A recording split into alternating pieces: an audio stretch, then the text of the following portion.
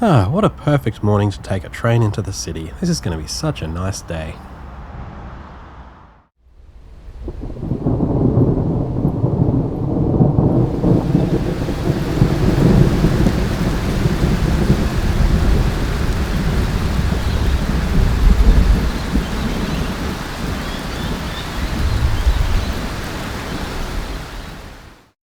During 2022 and 2023, Melbourne's Hurstbridge suburban line had a number of lengthy shutdowns while work was done to duplicate parts of the line beyond Greensborough. There was a 2-week shutdown, called an occupation in railway terminology, in September 2022, and then a big 6-week one in March and April 2023 during the final push to complete the project.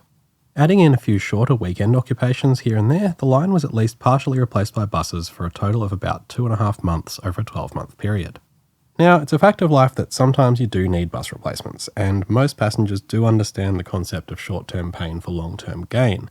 However, my experience with bus replacements in Melbourne has often been beyond terrible. And while it's always going to be at least mildly unpleasant getting kicked off your nice electric train and packed into a bus which then goes and gets stuck in traffic, there are some aspects of the way these things are managed that just seem a lot worse than they need to be.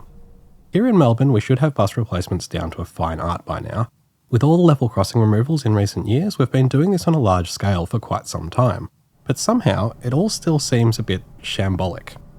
Now, I don't usually do rants, but in this video I'm going to go over my specific experience with the Hurstbridge duplication bustitutions and paint a bit of a picture for you about just how unpleasant and inefficient the experience was. This is in no way a criticism of any staff working on the ground at these events. All the customer service staff and bus drivers I interacted with were clearly doing the best they could with what they were given, even in the face of challenging conditions and irrationally angry passengers.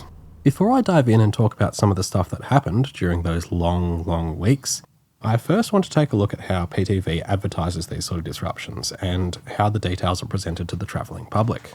A few weeks before each occupation, staff handed out these brochures detailing the bus replacement program, easing the blow slightly by offering free coffee on the same morning. The bus replacements operated over a system of temporary routes, shown on this map. Now, I'm pretty good with maps, but this is a complete mess. There are standard formats for making transport maps, and this isn't it. Why on earth isn't it colour-coded?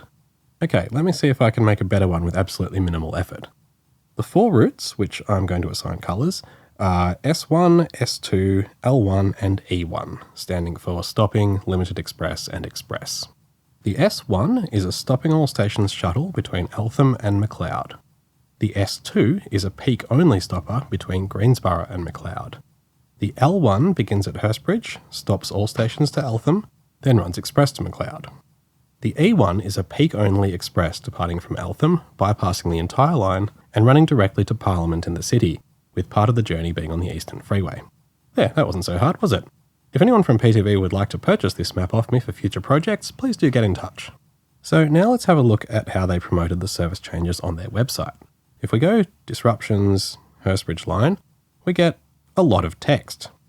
Now, one thing to note is that throughout the disruptions, the geographic scope of the occupation changed several times. It was mostly from McLeod to Hurstbridge, but at certain times it extended to Heidelberg or Clifton Hill. Rather than showing all this information together, the PTV site broke it up into different sections each time the scope changed, which made it really hard to get a clear overall picture of what was happening. This option here is actually the general one covering the whole project, but it doesn't stand out from all the smaller, more specific pages. If we jump back and look a bit further down the Disruptions menu, there is a specific link to the project, which I didn't initially spot. That had some general information and a calendar. What a good opportunity to provide a clear overview of the whole operation. Wait, so this would have been a great place to map out the scope changes and make them, colour-coded, but instead they just coloured everyday Clifton Hill Group red, which is pretty meaningless here. And look, there are 2 days in the middle with no disruptions. April Fools, that was just a mistake. Down the bottom we have another confusing block of text, and let's see what happens if we click on a specific option. So here we have an extremely detailed list of the bus replacement frequencies, which I guess might be useful. I would however like to highlight that under the big heading saying Replacement Bus Frequency, it tells us about the E1 Express bus, but then proceeds to not actually say what its frequency is. That there is the hours of operation, it's not the same thing. And that leads me into a few very specific observations about the E1 bus. So back in the September 22 occupation, the E1 operated between, I think, 6 and 10 a.m, and then something like 3 and 7 p.m. in the afternoon. That was pretty good. I used it quite a few times, and especially early in the morning, it made very decent time into the city, making use of the dedicated bus lanes on the freeway and Hoddle Street. But then in the big 6-week 2023 occupation, just as it was needed the most, the E1 was mysteriously cut back. It only operated for a single hour in the morning between 7 and 8 a.m, and I couldn't find any information at all about what it did in the afternoon. There wasn't anything saying it didn't run, but I just had to sort of assume that given the lack of information. I eventually had this confirmed by my mum, who tried to find it in the afternoon and was able to confirm that yes, in the afternoon the E1 simply didn't exist. Thanks, Mum. And even in the morning when it did exist, it wasn't actually on the timetable at all. Now, I know a lot of my viewers probably aren't used to listening to long talks about bus timetabling, so let's jump over for a moment and see how the railway half of the line was managed during the shutdowns. Just like the PTV website, the way information is presented to the public on the ground is equally confusing. The destination boards on the trains can't show custom messages, so they still just show whatever destination the train would normally be timetabled to travel to. Sometimes drivers solve this by setting the desto to the equally unhelpful but maybe slightly less misleading special. The platform displays, on the other hand, change to show the temporary destination of the train, in this case McLeod. This sort of makes sense because that's where the train is actually going, but it's still the train you need to catch to get to destinations beyond McLeod. It's just you'll be doing that on board a bus. Now, listen carefully to what happens to the automated platform announcements in this situation. Your next service to depart from platform 2 will be the 344 McLeod, stopping all stations to McLeod.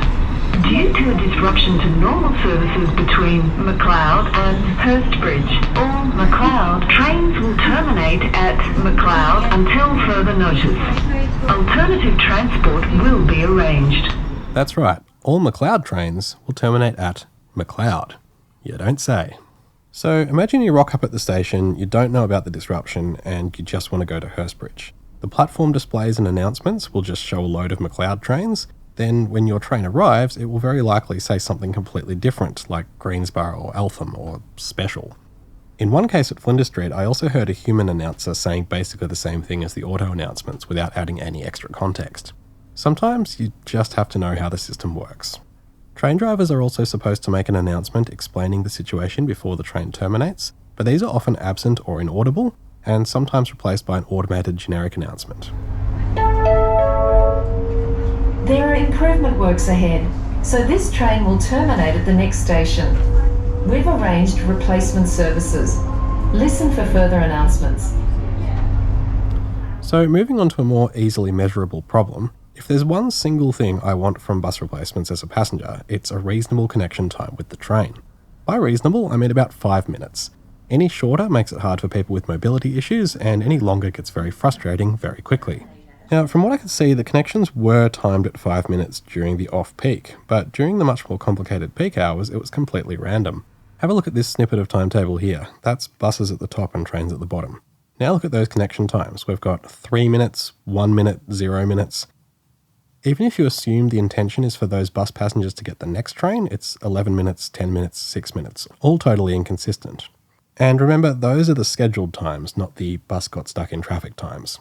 In practice, I found the connection time was almost universally more than 10 minutes, frequently more than 15, and on several occasions more than 20. In the case of outbound journeys, this often meant a second train would arrive, with passengers attempting to pile into the same bus carrying the load from the previous train. This kind of thing really crushes the viability of using public transport in these situations, especially when you consider the extra time the buses take in the first place. At least they gave us Hurstbridge line duplication branded cookies one morning. On the flip side, I was frequently on buses that arrived just as the train was pulling out or with a sub 1 minute connection time. On 2 occasions, I was first off the bus, stayed at the front of the pack as we rushed over to the platform, then had the train doors closed just behind me, making me the only person from that bus to make the connection.